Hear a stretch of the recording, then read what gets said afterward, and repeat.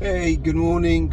This is Mayor Valensky with Driving Market. So got a massive load of information to pass over today, and let's get on with it straight away. So BlockFi, Crypto.com, Gemini, Coinbase, all of these firms are actually laying off people. BlockFi is laying off 20% of its sales force. Gemini is going to lay off 10% of its sales force. Crypto.com is laying off 5% of its sales force due to macroeconomic changes. Everything's changed in the crypto world. There's more redundancies happening now simply because there's been a plunge in cryptos led by Bitcoin. MicroStrategy put all of its cash reserves into Bitcoin and the shares fell 25%. The crypto industry and the crypto sector is being trashed. It's being hammered. It's being completely sold off to the degree that it looks like there could be a total loss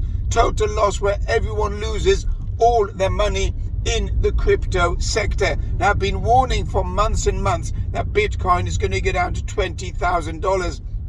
And today, I apologize, I've got so much to talk about. And today, it's running at $21,500. Ethereum, I just said recently that Ethereum is going to drop to around about $1,100. And today, it is $1,109. And it's going to go down further on the back of interest rate and inflation fears. You have to remember that on Friday, inflation in the States came in much higher than expected. So now there's significant speculation that the US Federal Reserve will be more aggressive in raising interest rates, and that has sent shudders through financial markets. So only focusing in the moment on crypto. I've got another 10 subjects to discuss. Bitcoin is going to go well below $15,000, probably go all the way down to $8,000, and Ethereum is going to go down to $600 or maybe $500 a coin. Could get even lower, but we could be talking about a complete wipe-off.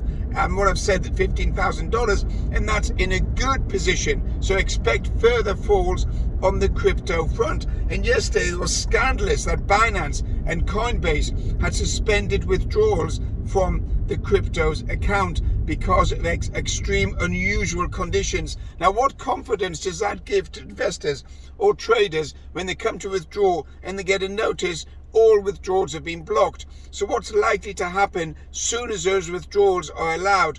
All the investors and all the traders are going to go. They're going to go straight for the withdrawals. They're going to withdraw all the money, and that's going to send further panic through these exchanges. Coinbase shares yesterday, they fell huge amounts, of 11%.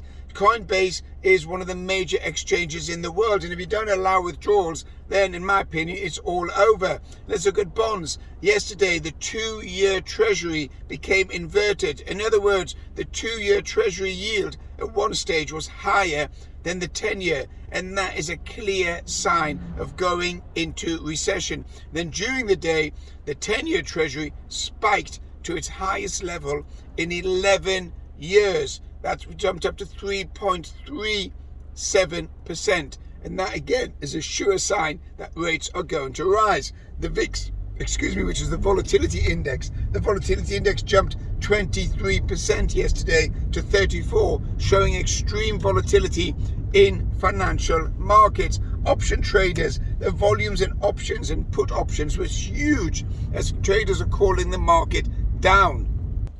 So expect bond prices and bond yields, especially bond yields, to go up much, much higher due to interest rate fears. And that's what's likely to happen. That's also causing concern amongst financials. Let's look at the Nasdaq. Tesla came out, Elon Musk, and said it's going to be a tough quarter. What impact will that have on Tesla shares? You can expect Tesla to fall to around about $500 a share. All of them, the Amazon, the Netflix, the Facebooks, the Googles, the CRMs, all of them are going to go down. Amazon, I'm calling it $70 a share.